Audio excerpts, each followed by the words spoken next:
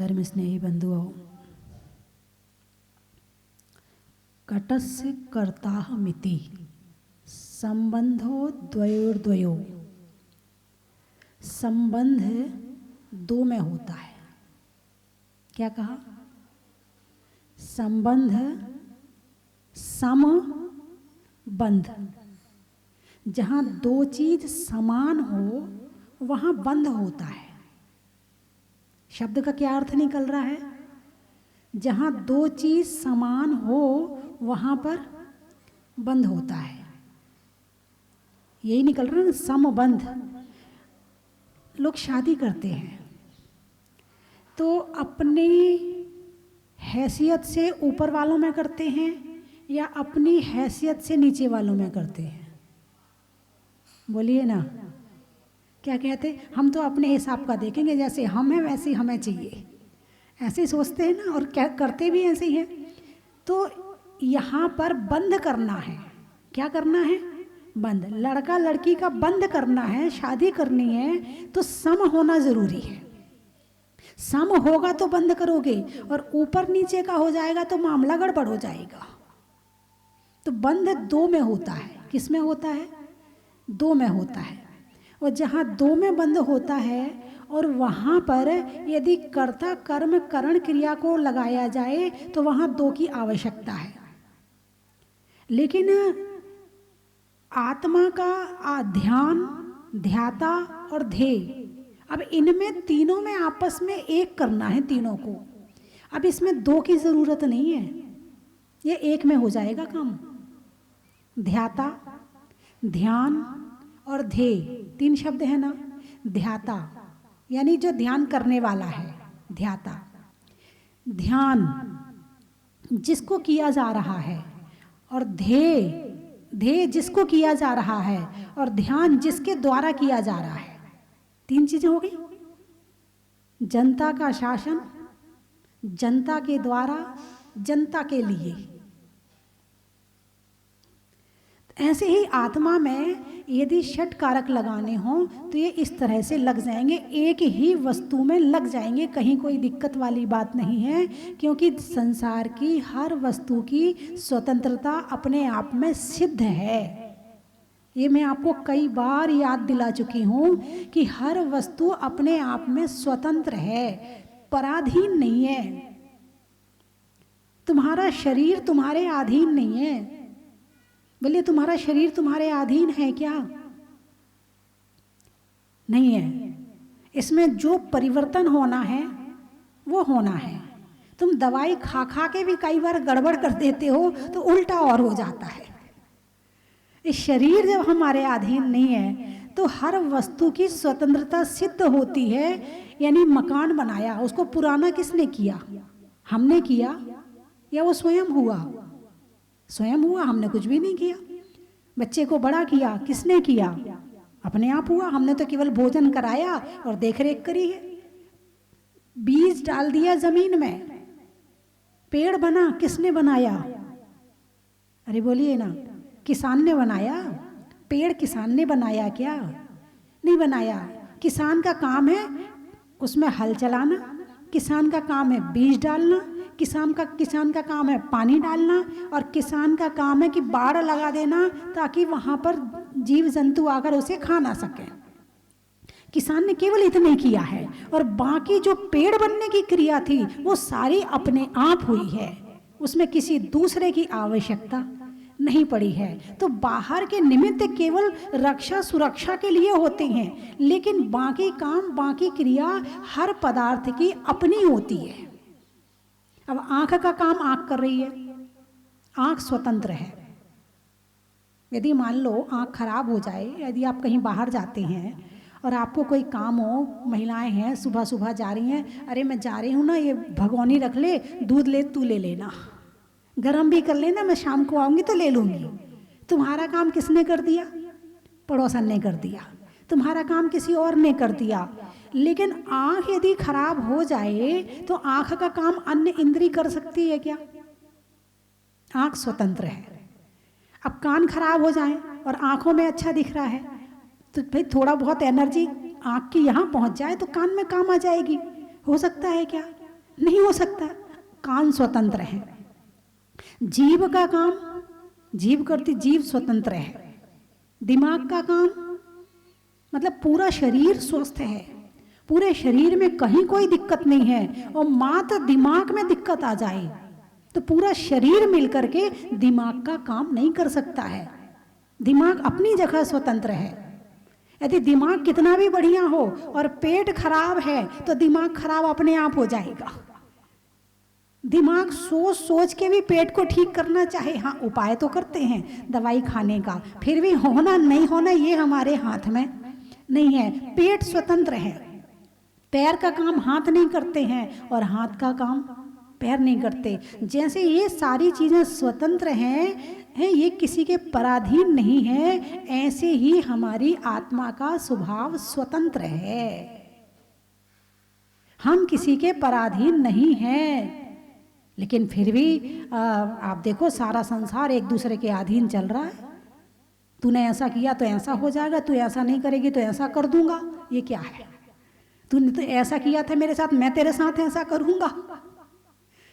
अपनी स्वतंत्र सत्ता की पहचान नहीं है कि मैं शरीर के बिना भी जी सकता हूँ, मैं संसार की वस्तुओं के बिना भी जी सकता हूँ, मैं इस संसार के बिना अकेले रह सकता हूँ। ऐसा भाव यदि आता है तो समझना हमने जो शास्त्र पढ़े हैं, दर्शन किए हैं, सारे काम किए हैं, धर्म करना सफल हो गया। और यदि हमने अपनी स्वतंत्रता की पहचान नहीं करी तो समझना भी हमने कुछ नहीं किया है। मैं ये नहीं कह रही कि व्यवहार छोड़ देना, आप घर में रहते हो, गृहस्थी में रहते हो, सब काम करने पड़ेंगे। काम करने की मनाही नहीं है, परिवार के लिए आप रोटी भी बनाइए, परिवार के लिए आप धन कमाइए हैं। जैसे एक लड़की की सगाई हो जाए, रहती कहाँ है? सगाई के बाद लड़की कहाँ रहती है? पीहर में। कहाँ रहती है? पीहर में रहती है। मन कहाँ रहता है उसका? काम कहाँ कर रही है वो? पीहर में। बर्तन भी मांज रही है, झाड़ू भी लगा रही है, पोछे भी लगा रही है, कपड़े भी सुखा रही है, सारे काम कर रही है, लेकिन मन कहाँ है उसका? ससुराल में। मेरी सास ऐसी होगी, मेरे ससुर ऐसे होंगे, मेरा देवर ऐसा होगा, मेरा पति ऐसा होगा, सारी कल्पनाएं चल रही, मेरी ननद ऐसी होगी। यानी एक जगह रहकर दूसरे जगह का ध्यान हम करना चाहें तो ये क्वालिटी हमारे अंदर में है। मैं इस बात को सिद्ध करना चाहती हूँ कि ये क्वालिटी हमारे पास में है। काम तुम कहीं करो, कोई दिक्कत नहीं है, लेकिन विचार कोई और रखो, ये क्वालिटी है। अब एक महिला पुरानी साड़ी पहन करके रसोई में काम करती है, साड़ी का कोई ध्यान नहीं आता है, आराम से गंदी हो रही है तो हो जाए, कोई दिक्कत नहीं, पुरानी साड़ी है। घर में मेहमान आए, अब मेहमान आए तो पुरानी साड़ी तो पहन नहीं सकती है, पहनना तो नई साड़ी पड़ेगी, और काम भी रसोई में करने के लिए जाना पड़ेगा।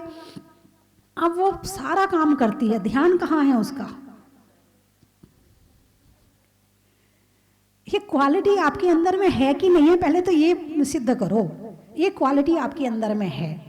यानी घर के सारे काम करते हुए आप मन से कुछ और सोचना चाहें तो ये सोचने की क्षमता आपके पास में है। बस इसी क्षमता का उपयोग अपनी आत्मा के लिए करना है कि मेरी आत्मा स्वतंत्र है, मेरी आत्मा कर्मों से रहित है, मैं अनंत सुख का धनी हूँ, मैं अनंत ज्ञान का धनी हूँ, मैं अनंत शक्ति का धनी हूँ।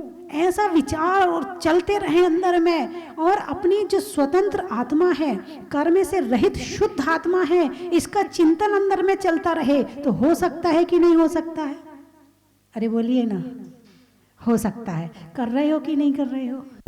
ये भी स्वतंत्र है, जब जाना चाहे जाएगा, जब आना चाहे आएगा। ये भी हमारे हाथ में नहीं है, यानी कुछ भी हमारे हाथ में नहीं है। जब कुछ हमारे हाथ में है ही नहीं है फिर अपना ध्यान करें ना, फिर दूसरों का ध्यान क्यों करें?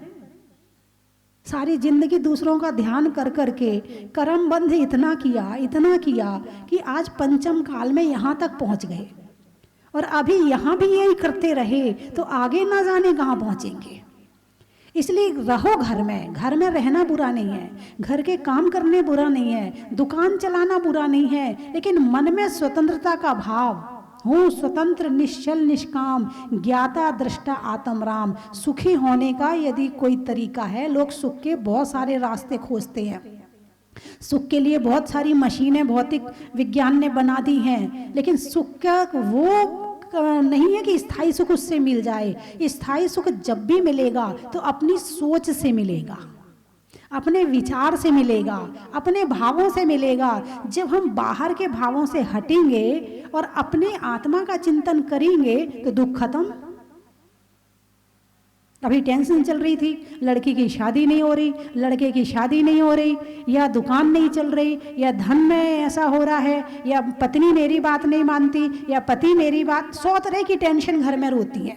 और तुमने सब टेंशन छोड़ करके तुमने अपनी अनंत सुखी आत्मा का चिंतन करना शुरू किया तो दुख खत्म हुआ कि नहीं हुआ, मुझे ये बताइए। तो दुख खत्म करने का उपाय क्या है? सामने वाले को बदलना या अपनी सोच को बदलना? अरे बोलिए ना। और अपनी सोच भी कहाँ ले जानी है? दूसरों के पास नहीं ले जानी है, खुद के पास लानी है। खुद के पास आते ही हम परम सुखी हैं और दूसरे के पास जाते ही हम दुखी हैं। बस यही धर्म का सार है। चाहे घर में रहो चाहे बाहर रहो, सुखी होना है, अपने घर में जाके बैठ जाओ। तुम्हारा घर कौन सा है? आत्मा। भावों के द्वारा जैसे ही हमने आत्मा का चिंतन किया, हम अपने घर में आके बैठ गए। अपने आत्मा से निकल के जैसे ही हम दूसरे के घर में गए, दुख शुरू हो गया। दुख की शुरुआत कहाँ से है? पर से है या मैं से है?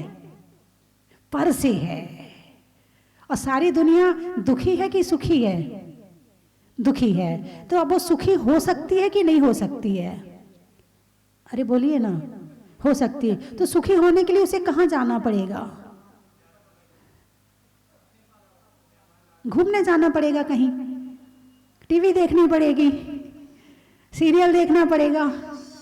क्या करना पड़ेगा? सुखी होने के लिए अच्छे कपड़े चाहिए, सुखी होने के लिए अच्छा खाना चाहिए, सुखी होने के लिए 50,000 वाला मोबाइल चाहिए। यदि पति के पास में 50,000 वाला है तो पत्नी कैसे मान जाएगी? उसे भी 50 वाला चाहिए। जब तक नहीं आ जाएगा उसके दिमाग में चलती रहेगी खुजली, टेंशन चलती रहेगी, क्योंकि उसको लग रहा कि सुख 50,000 के मोबाइल में है। मतलब अब आप स्वयं इस बात को सोचो कि हम सुख को कहाँ ढूंढ रहे हैं, बाहर या अंदर, और सुख है कहाँ? सीधे इस बात को करना है। सबसे पहले तो ये देखना सुख है कहाँ, तो मुझ में है। हम ढूंढ कहाँ रहे हैं? बाहर ढूंढ रहे हैं। बाहर दुख है और स्व में सुख है, तो हमने गलत जगह सुख को ढूंढा कि नहीं ढूंढा? और ये आज से ढूंढाई नहीं चल रही है, ये खोज आज से नहीं चल रही है। अनंत काल से बाहर में सुख खोज रहे, अनंत काल से, और आज तक नहीं मिला। और फिर भी खोज बंद नहीं कर रहे हैं, फिर भी परम चालू किए हुए हैं बिल्कुल। और जबकि आंख बंद करके बैठो ध्यान में, सुखी सुख है। जैसे ही हमने सबको छोड़ा, सुखी सुख है। जैसे हमने सबको पकड़ा, बोलिए ना, दुखी दुख है। अगले श्लोक में आचार्य पूज्यपाद स्वामी बड़ी अच्छी बात कहते हैं। अब यही बात आ रही है कि बध्यते मुच्यते जीवा समम निर्मम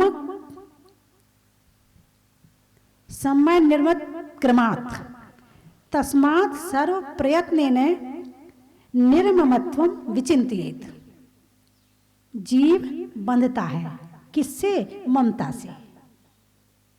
ममता, अब यहां मोह शब्द को ना लेकर के ममता शब्द प्रयोग किया है। और छूटता है किससे? निर्ममता से। आपके लिए ये जो निर्ममता शब्द है ना, जो अखबार में जो छपता ना, वो वाला नहीं है। हाँ, अखबार में उसकी निर्मम हत्या की गई, ये वो वाला निर्मम नहीं है। जहां ना क्रोध हो, ना लोभ हो, ना द्वेष हो, ना भय हो। हत्या क्यों करते हैं? या तो भय के कारण से करते हैं, या द्वेष के कारण से करते हैं, या लोभ के कारण से करते हैं, या क्रोध के कारण से करते हैं। इन 4 कारणों से हत्या की जाती है। लेकिन जहां निर्ममता यानी मोह होगा ही नहीं, वहां ना तो क्रोध होगा, ना वहां पर लोभ होगा, ना द्वेष होगा, और ना वहां पर भय होगा। डर कहाँ है? बाहर है। और हम आंख बंद करके बैठे हैं, और बाहर यदि शेर आ भी जाए और हमें पता नहीं है तो डर है ही नहीं है। डर कब है? जब हमने उसको देखा और ये माना ये शेर है, और ये जाना कि ये मुझे खा जाएगा, तो डर है। नहीं तो डर किस बात का? आंख बंद करके बैठ जाओ और पहुंच जाओ अपनी आत्मा में। खाएगा किसको? खाएगा शरीर को खाएगा। शरीर मेरा है ही नहीं है, भय खत्म। तो यहां जो निर्मम शब्द प्रयोग किया है कि वो मोह माया से रहित है, वो कषायों से रहित निर्मम शब्द है, यानी ममता सहित और ममता रहित, दो शब्द हो गए, है ना। तो ममता से बध्यते और निर्ममता से मुच्यते, छूटना, क्रमात्, क्रम से। तस्मात् सर्व प्रयत्नेन, इसलिए सारे प्रयत्न किसके करने चाहिए?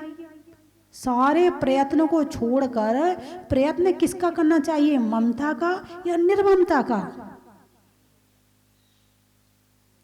है निर्ममत्वम विचिंतयेत, निर्ममत्व का चिंतन करना चाहिए। किसका? मोह रहित होने का चिंतन करना चाहिए। अब ये आपको लगेगा कि ये तो बात कुछ अटपटी सी है। अभी तो ये मान लिया ना आपने कि दूसरों में जाते दुख और स्वयं में आते सुख, तो सामने वाले के प्रति यदि हमारा मोह है तो वो दुख का कारण है कि सुख का कारण है? अरे बोलिए ना। सामने वाला दूसरा हो गया ना, पर हो गया ना, तो वो दुख का कारण है कि सुख का कारण है? यदि आपकी पत्नी आपसे मोह ना करे तो आपको कैसा लगेगा? दुख होगा कि सुख होगा? अरे बोलिए ना। दुख होगा। क्यों? क्योंकि आपको उससे अपेक्षा है।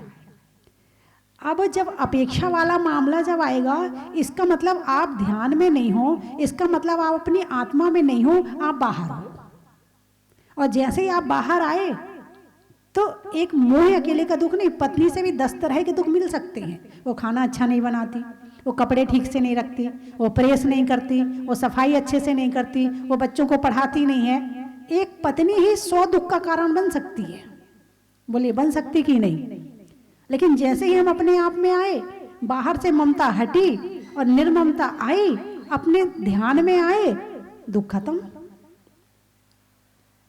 तो सर्व प्रयत्न, सारे प्रयत्नों को छोड़कर, संसार में जितना प्रयास कर रहे हो, जितना पुरुषार्थ कर रहे हो, जितनी मेहनत कर रहे हो, शरीर से कर लेना, कोई दिक्कत नहीं है, शरीर से करने में कोई दिक्कत नहीं है। लेकिन मन से जितनी मेहनत करना, वो अपने लिए करना, वो अपनी आत्मा के लिए करना। तो इससे क्या होगा? मुच्यते, छूटोगे। किससे छूटोगे? कर्मों से छूटोगे। छूटना किससे है? यदि मान लो कोई हमें परेशान कर रहा है तो हम उससे छूटना चाहेंगे, वो हमें परेशान कर रहा है या हमें हमारे कर्म परेशान कर रहे हैं? अरे बोलिए ना। कर्म नहीं होता तो क्या वो तुम्हें परेशान करता?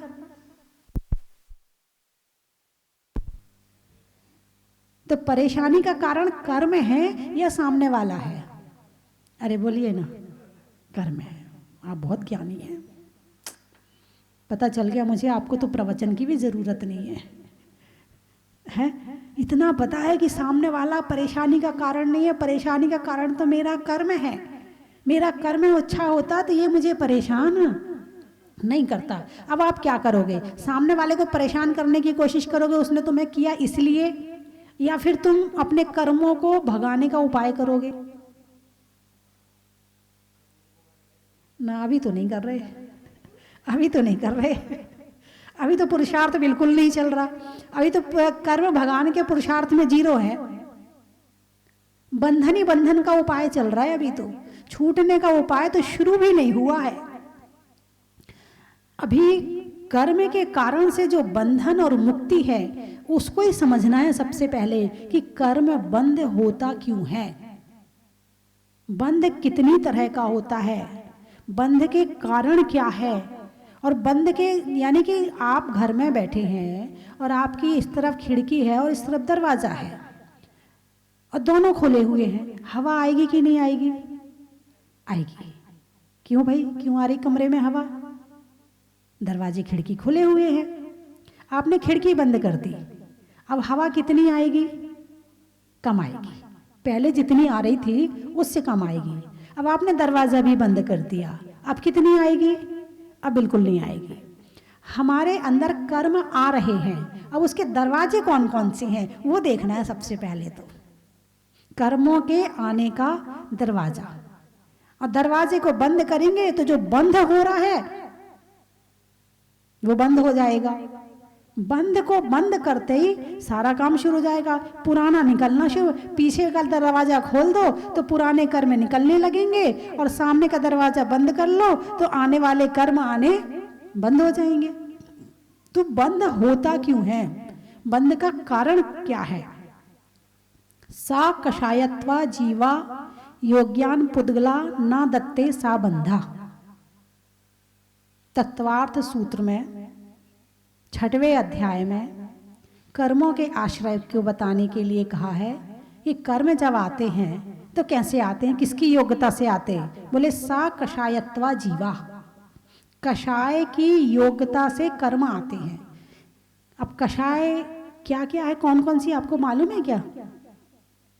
कषाय नहीं पता? ओहो, सही बात है, पता करना भी नहीं चाहिए। क्या करना पता करके? हमारे घर में चोर बैठे हैं और हमें पता ही नहीं है। सबसे अच्छी बात है अनजान रहो।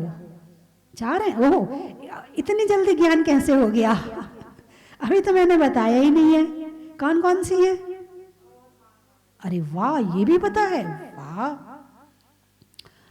तो अब 4 हैं, और क्रोध मान माया लोभ हैं, मतलब आप तो ज्ञानी निकले। अब ये अच्छी है या खराब है? अरे बोलिए ना, चारों ही खराब हैं? नहीं नहीं, एक आध तो अच्छी होगी, एक भी अच्छी नहीं है। जब दूसरों पे गुस्सा करते हैं तब कैसा महसूस होता है? सामने वाला छोटा है, सामने वाला कमजोर है, तुम्हें जवाब नहीं दे सकता है, और फिर तुम उस पर गुस्सा करो, कैसा महसूस होता है? अच्छा सा लगता, थोड़ा सा अपने आप में अच्छी फीलिंग आती है। सामने वाला अपनी मान कषाय की पुष्टि होती है, और क्रोध हम कर ही रहे हैं।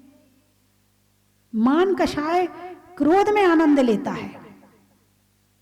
जब सामने वाला कमजोर हो, छोटा हो, है तुमसे यदि बलवान कम हो, तुम बलवान हो, और सामने वाले पे गुस्सा करते हो, तो एक फीलिंग आती है।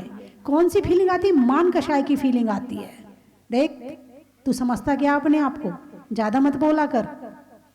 एक बार कह दिया तेरे को दोबारा ना कहना पड़े। हाँ, बार बार कहलवाता है तू, अब की बार हिसाब कर दूंगा तेरा मैं। कैसा लग रहा है बोलने में? अच्छा सा लग रहा है। माँ बच्चे को डांटती है, आजकल तू स्कूल से लेट आती है। नहीं, हालांकि व्यवस्था बनाने के लिए थोड़ा सा दवाई के समान जरूरी है। अनुशासन बिना क्रोध के नहीं बन सकता है।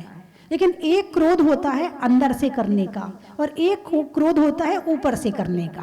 क्रोध भी आप 2 तरह का ले लो, और दोनों का बंध भी अलग अलग तरह का होगा, ये ध्यान रखना। कषायत्व जीवा, तो जैसे आप अपने बच्चे पर क्रोध करते, बच्चा थोड़ा ऊधम कर रहा है, आपने डांट दिया, आपको वास्तव में गुस्सा आया क्या? नहीं आया, नहीं आया ना। आपकी देवरानी ने या जेठानी ने कुछ गड़बड़ कर दी आपके लिए, गुस्सा आया? अरे बोलिए ना, आएगा। कितना आएगा? जितना बच्चे के ऊपर आया था? नहीं। बंद का कारण क्या है? कितना बंद होगा, क्या बंद होगा, सारा इसके ऊपर डिपेंड करता है। जब तक घर में रह रहे हो, मुझे पता है आप क्रोध नहीं छोड़ सकते, लेकिन अंदर वाला जो क्रोध है उसको यदि छोड़ते हैं तो बंध में जमीन आसमान का फर्क पड़ जाएगा। आप जैसे कि एक चोट मारो, तो एक आपने धीरे से किसी को मारा, धीरे से मारा, फिर किसी दूसरे को मारा, उससे जोर से मारा, फिर तीसरे को मारा, उससे जोर से मारा, और चौथे को मारा तो उससे जोर से मारा। तो तीनों चारों की चोटों में अंतर है कि नहीं है? अंतर है ना।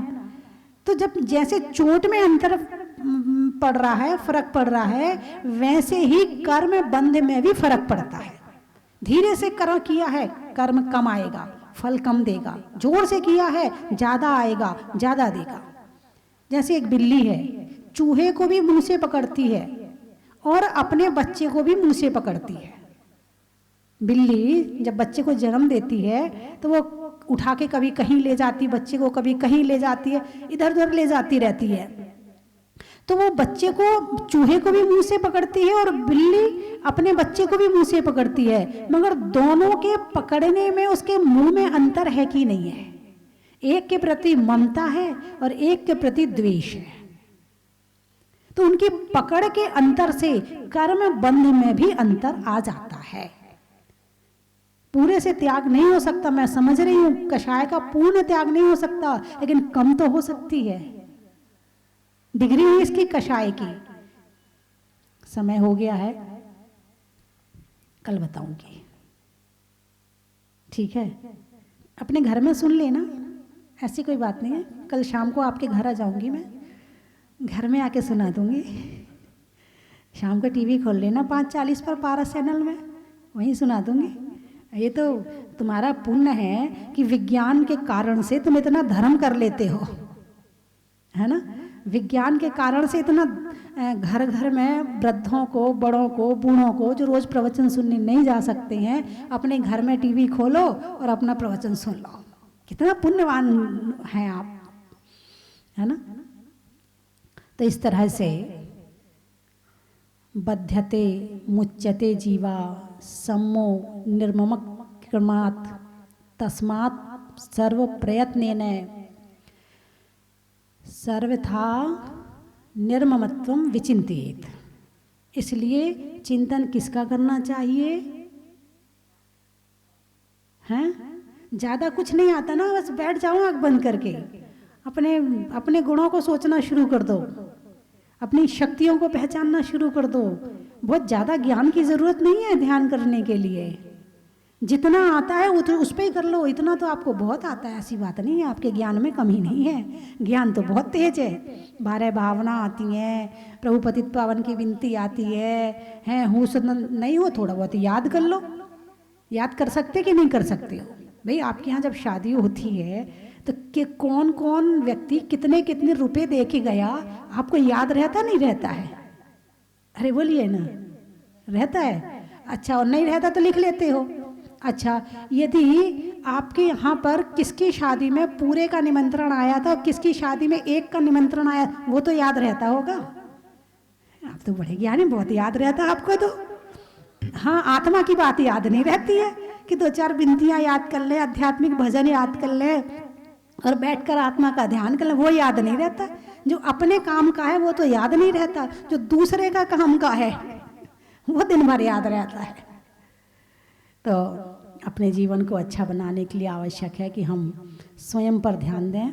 चलने में पात का, मित्रों में साथ का, तीर्थंकरों में मुनि सुब्रत नाथ का, पंखा में झलने का, बच्चों में पलने का, भगवान के ज़मीन से निकलने का, हिंदी में मात्रा का, स्कूल में छात्रा का, आज आपकी जहाजपुर की यात्रा का, पक्ष में सुधी का, मंदिर में वेदी का और आने वालों में बूंदी का, गाने में सुर का, नृत्य में नूपुर का और आने वालों में जहाजपुर का।